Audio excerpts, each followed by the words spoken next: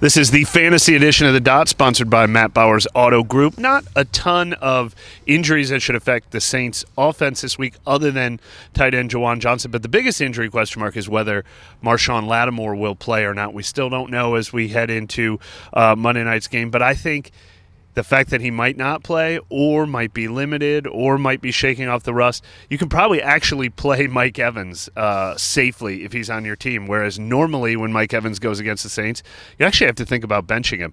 The other one is Juwan Johnson doesn't play on offense. Do you think there's any tight ends worth using on the Saints offense, or is it just a bunch of different guys filling in for him?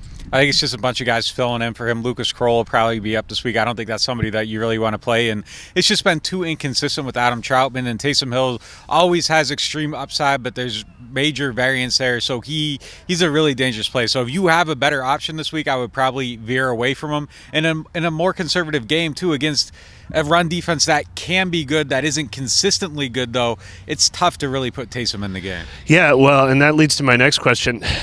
I don't think Tampa Bay's run defense is what it used to be, and their big defensive tackles are all banged up, so maybe this will be a Taysom Hill game.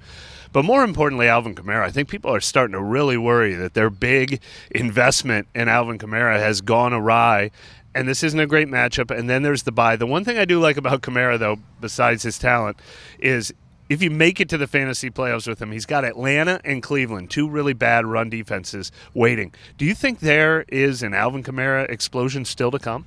I think he's still a good player. I mean, 2 fumbles last week. Yeah, of course, that's a bad game. But I wasn't really down on him season long. I think his receiving numbers are back up this year, actually, and he has a decent chance of getting around his usual number of targets every season. And he's taking advantage of those a little bit. So as long as Andy Dalton, I think, stays the quarterback, there is a possible explosion. And I think they're going to keep trying to get him the ball. And as their offensive line gets a little more healthy, I think that more and more of that stuff will come together for him. It would sure help on Monday night in Tampa.